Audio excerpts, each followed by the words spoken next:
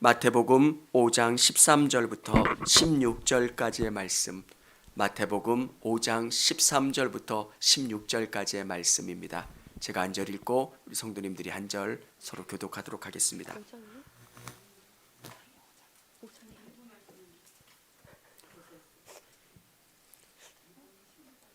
오늘 우리에게 주신 하나님의 말씀은 마태복음 5장 13절부터 16절까지의 말씀 서로 교독하도록 하겠습니다. 너희는 세상의 소금이니 소금이 만일 그 맛을 잃으면 무엇으로 짜게 하리요? 후에는 아무 쓸데없어 다만 밖에 버려져 사람에게 밝힐 뿐이니라. 너희는 세상의 빛이라. 산 위에 있는 동네가 숨겨지지 못할 것이요. 사람이 등불을 켜서 말 아래에 두지 아니하고 등경 위에 두나니 이러므로 집안 모든 사람에게 비치느니라. 이같이 너희 빛이 사람 앞에 비치게 하여 그들로 너희 착한 행실을 보고 하늘에 계신 너희 아버지께 영광을 돌리게 하라. 아멘. 할렐루야. 코로나가 많이 심해지고 있습니다. 그래서 저희는 오늘은 좀 준비가 안 됐는데 다음 주서부터는 1층은 영아 유아들 이렇게 예배할 수 있게 준비할 거고요. 3층은 우리 백신 미접종하신 분들 이렇게 참석하고, 이 예배당 안에는 백신 다 접종하신 분들로 이렇게 되도록이면 참여하도록 할 거고요. 교회도 방역에 더 많이 신경 쓸 거고, 또 우리 성도님들도 특별히 또 명절 기간 동안 코로나 예방 또 사회적 거리 두기에 신경 써 주시기를 바랍니다. 그리스도인으로 산다는 것, 언제부턴가 그리스도인입니다 라고 하는 것이 부끄러워졌던 적들도 있습니다. 사랑하는 성도 여러분, 어떻게 믿어야 잘 믿는 걸까요? 한번 우리 성도님들이 생각을 한번 해주셨으면 좋겠어요. 어떻게 믿는 게 주님이 기뻐하시는 삶일까? 전 한번 그렇게 생각을 해봐요. 저 목사입니다. 전 어디 가든 제가 목사입니다를 이야기해요. 목사의 말은 신뢰감이 가야 돼요. 제가 목사입니다라고 이야기했는데도 사람들이 고개를 살래살래 흔들며 목사님 말을 믿어야 되나 말아야 되나 라고 생각한다면 사실 문제가 있는 거잖아요. 나는 그리스도인입니다. 그럼 어떻게 살아가야 될까? 우리에게 성경은 중요한 가르침을 두는 말씀이 있어요. 하나님께서 출애굽을 한 다음에 정말 노예로 살았던 이스라엘 백성들에게 너희는 하나님의 백성이고 이 율법 가운데 살아라 그러면서 우리에게 주신 말씀이 십계명이에요. 이건 계약을 체결하는 것하고 똑같아요. 너희가 이 말씀을 지키고 따르면 내가 너희를 축복해주고 너희가 들어갈 그 가나안 땅에서 내가 번성하게 할 거다. 약속, 도장, 복사 이렇게 할 만큼 하나님이 약속해 주신 거예요. 그게 십계명이에요. 신약 시대에 와서 이제 예수님을 믿고 살아가는 사람들은 어떻게 살아가야 되나? 팔복을 가르쳐 주셨어요. 하나님을 믿는다는 게 이런 기쁨이 있는 거고, 이런 평안 가운데 살아가는 거고, 또 이런 복을 누리게 된다라고 하는 것. 사랑하는 성도 여러분, 어느 때부턴가 이게 무슨 복이야? 그게 아니라 이 팔복이 정말 기쁜 복.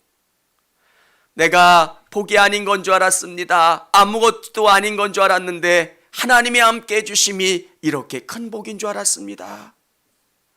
사랑하는 성도 여러분, 우리 성도님들 삶 속에 이 팔복이 누려질 수 있는 삶을 사실 수 있기를 주님의 이름으로 축원합니다. 이게 복이에요. 오늘 예수님께서는 그러면 이 팔복을 누리고 예수님과 함께 사는 사람들은 어떤 삶을 살아가는가? 오늘 비유로 우리에게 말씀해 주고 계세요. 내가 예수님을 믿는 사람인데 이 땅 가운데 어떻게 살아야 하나님이 기뻐하시고 예수님이 기뻐하시는 삶일까? 빵 하나가 있으면 악착같이 먹으려고 달려드는 사람들, 우리 많이 보잖아요. 지하철, 버스 의자 하나 보면 어떤 분은 성경책까지 던지는 분도 봤어요.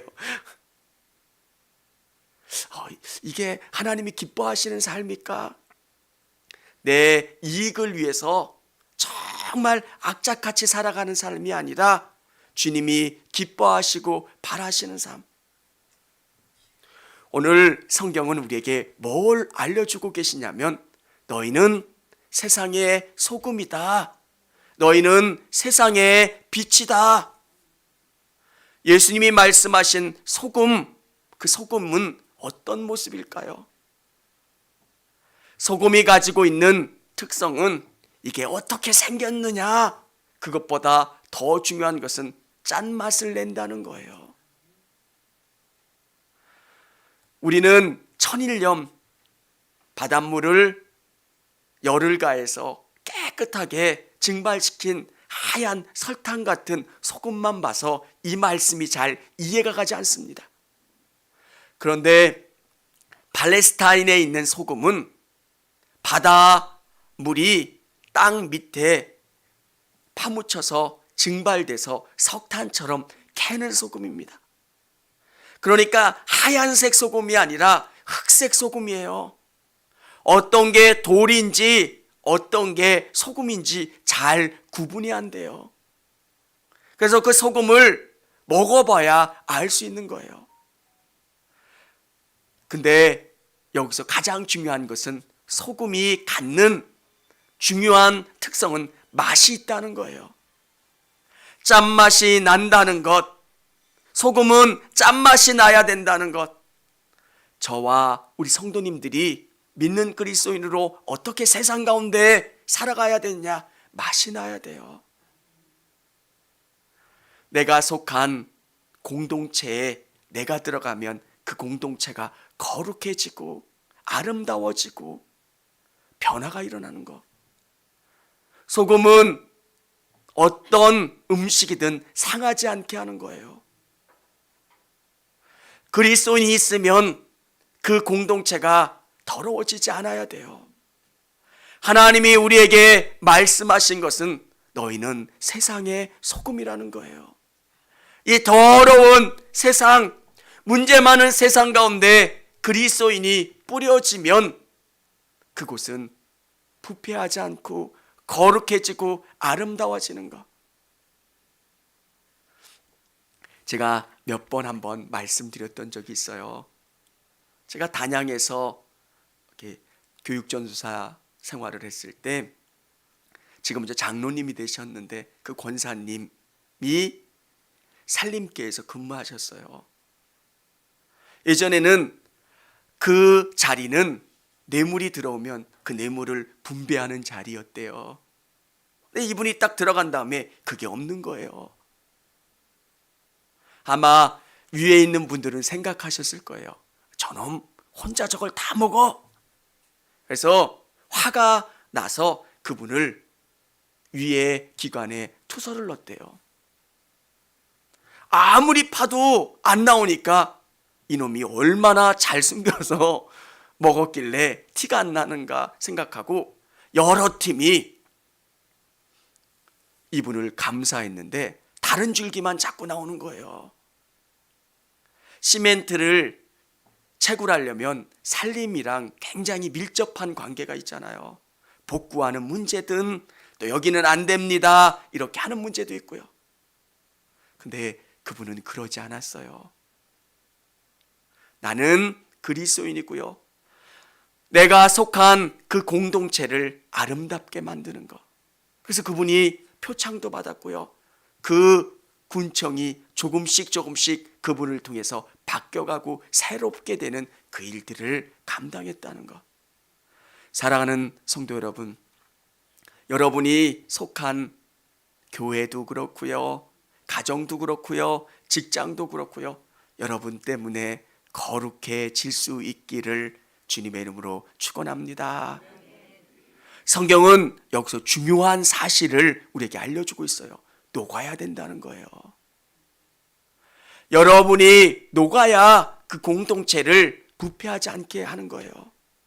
저는 이 녹음이 여러분의 희생이라고 생각해요. 기독교인들은 어느 공동체든 희생해야 돼요. 내가 희생하지 않는데 권위가 생기지 않고요. 내가 정말 양보하지 않는데 권위가 생기는 공동체는 없어요. 남들보다 일찍 출근하고요. 남들보다 늦게, 남들보다 더 많이, 남들보다 남들이 하기 싫어하는 일들을 하는 것. 그게 지도자의 지도력이에요. 저는 우리 성도님들이 높아졌으면 좋겠어요. 세상 가운데 하나님이 쓰셨으면 좋겠어요. 근데 소금같이 쓰는 귀한 분들이 되셨으면 좋겠어요. 이 사람은 어느 곳에 이 일을 맡겨놔도 믿을 수 있는 사람이야. 이 사람은 정말 귀한 사람이야. 이런 인정함을 받는 사람. 여러분은 세상의 소금인 줄을 믿으시기를 바랍니다. 성경은 너희는 세상의 소금이 되라 이렇게 말씀하시는 게 아니라 너희는 세상의 소금이라는 거예요. 여러분은 그 일들을 감당할 수 있는 사람이기 때문에 세상 가운데 가서 여러분을 녹이면 돼요. 여러분이 희생하시면 되고 섬기면 되고 돌보면 돼요. 사람들이 목회자를 존경해요. 왜 존경할까요? 희생한다고 생각하니까 존경하는 거예요. 제가 여러분보다 희생하지 않으면 존경할까요? 안 해요. 교회는 특별한 게 있어요. 고생하는 순서대로 존경받아요. 화장실 청소하고 더러운 일하고 힘든 일을 하는 사람들이 존경해요. 그게 교회의 리더십이에요. 내가 누군데 아무도 존경하지 않아요. 세상도 똑같아요. 낮아지시고 자기를 녹이시고 겸손해지는 우리 성도님들이 다 되시기를 바랍니다. 두 번째는 세상의 빛이래요. 빛은 세상을 밝히는 사람들이에요. 어두웠던 그 땅에 복음이 들어와서 빛이 비춰지는 거예요. 전구를 켜면 방이 환해져요. 복음은 이런 역할을 하는 거예요. 저희 시골은 복음이 많이 들어오지 않았던 곳이에요. 정말 어두웠다라는 느낌을 받았어요. 근데 복음이 들어오고 서서히 그 동네 문화가 바뀌기 시작해요.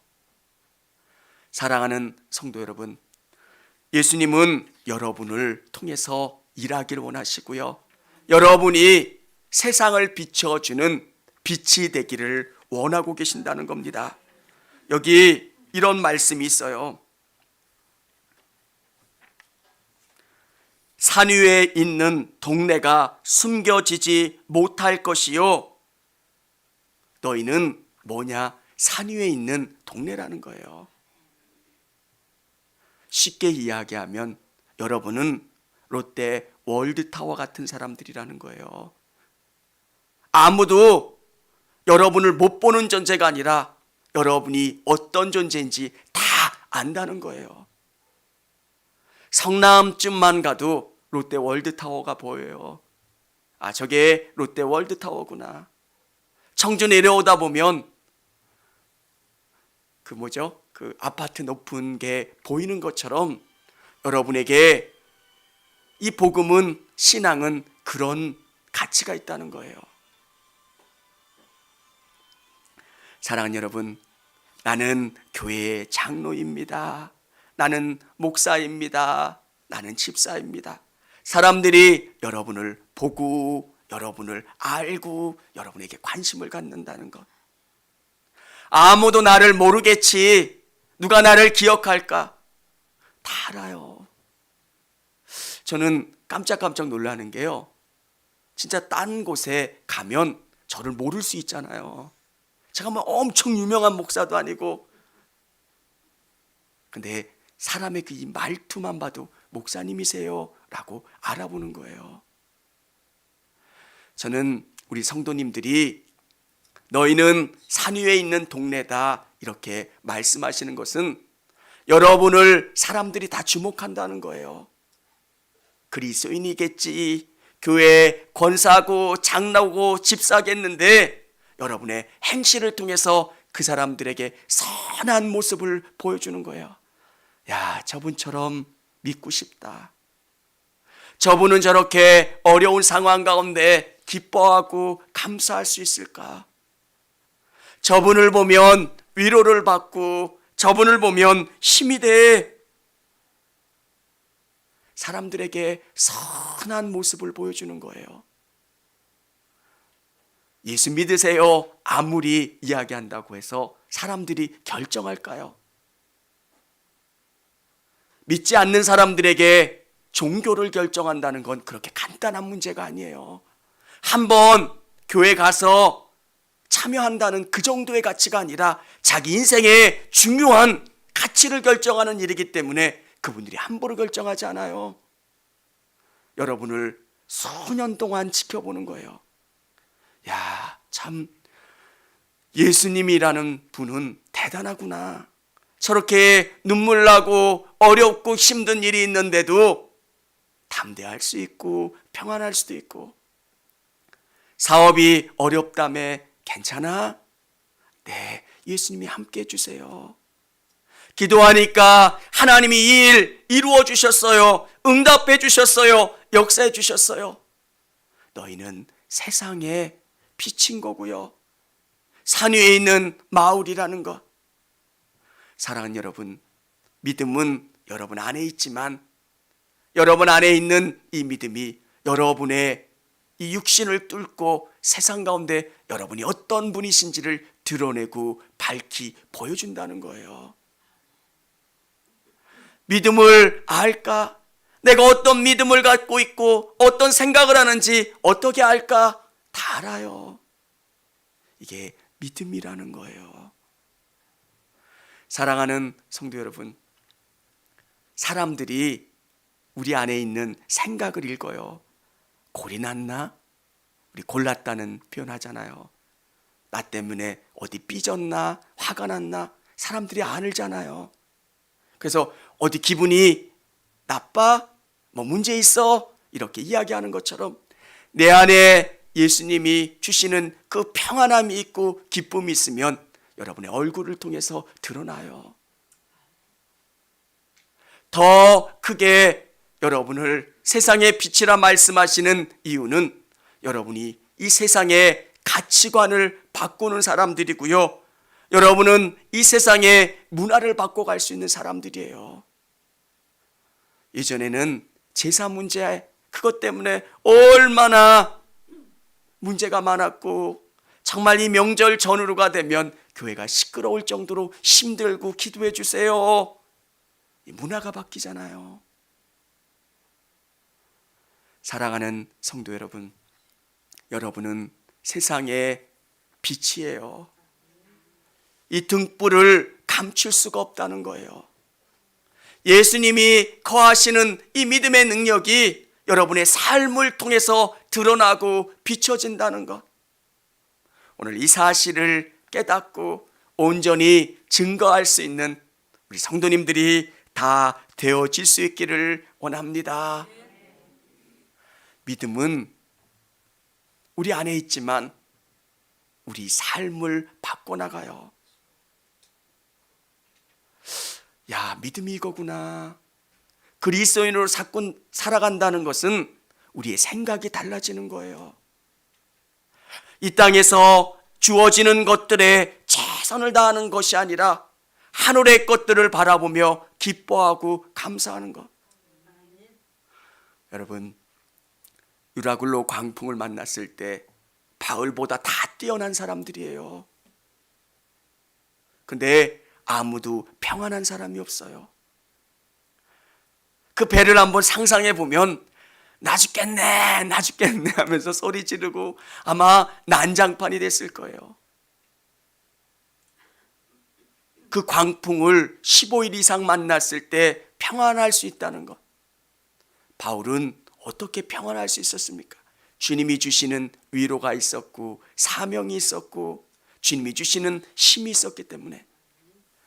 저는 우리 성도님들이 이 땅을 살아가지만 하나님이 주시는 힘으로 이 땅을 살아갈 수 있기를 원합니다. 이게 그리스도인이에요. 내가 돈이 있느냐 없느냐 그것 때문에 위축되는 게 아니에요. 사람들은 자꾸 누군가와 비교를 해요. 제 좋은 차 샀으니까, 큰 집에 있으니까, 뭐하니까. 진짜 문제는 내가 어디를 바라보고 있느냐, 내 안에 누가 계시냐, 감사한 것. 사랑하는 성도 여러분, 예수님께서 여러분을 소금이다, 빛이다 말씀하셨을 때 여러분의 여러 가지 상황들을 보면서 그렇게 말씀하지 않으셨어요. 여러분은 작은 양의 소금이라고 할지라도, 작은 빛이라고 할지라도 여러분은 빛과 소금이에요. 예수님께서 선언하고 계세요. 너는 세상의 빛이다. 너는 세상의 소금이다. 여러분 안에 작은 믿음을 가지고 한 발자국 한 발자국 나가면 이 복음이 여러분의 삶을 바꿔나가요. 감옥에 있는 사람들 중에 어떤 사람이 평안할 수 있겠어요? 남의 문제 가운데서는 담대할 수 있지만 내 문제일 때는 사람들이 담대하지 않아요. 옆집 아들이 다리가 부러져도 담대해요. 하나님이 치유해 주실 거야. 근데 내 손에 작은 가시 하나 박히면 잠을 못 자는 게 인간이에요. 내 문제, 내 문제 가운데 평안하고 담대하고 감사할 수 있는 것. 주님이 내 안에 계시고 나를 통해서 일하시고 힘주시고 선하게 이끌어 주신다는 것.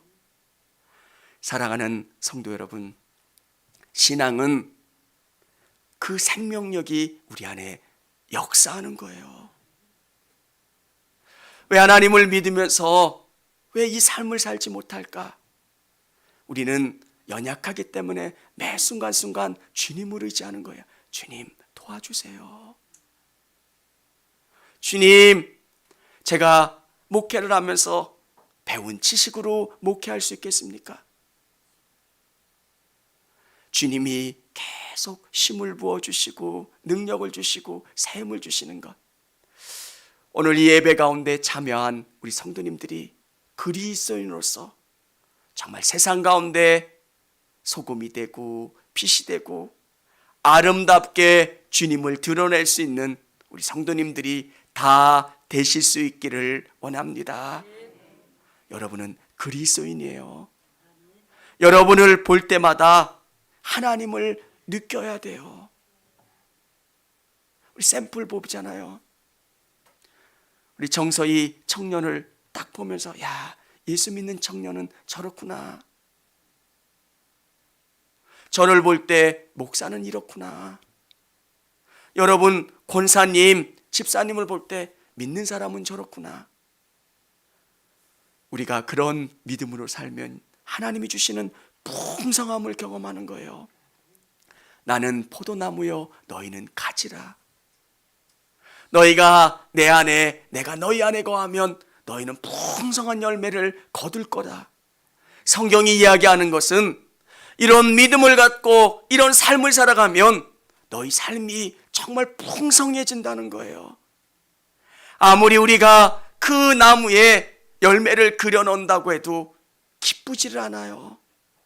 오늘 이 예배 가운데 그리스도인의 삶, 그리스도인으로서 산다는 게 어떤 것인지를 깨닫고 그런 삶을 살아가실 수 있는 저와 우리 성도님들이 다 되시기를 바랍니다. 같이 찬양하겠습니다.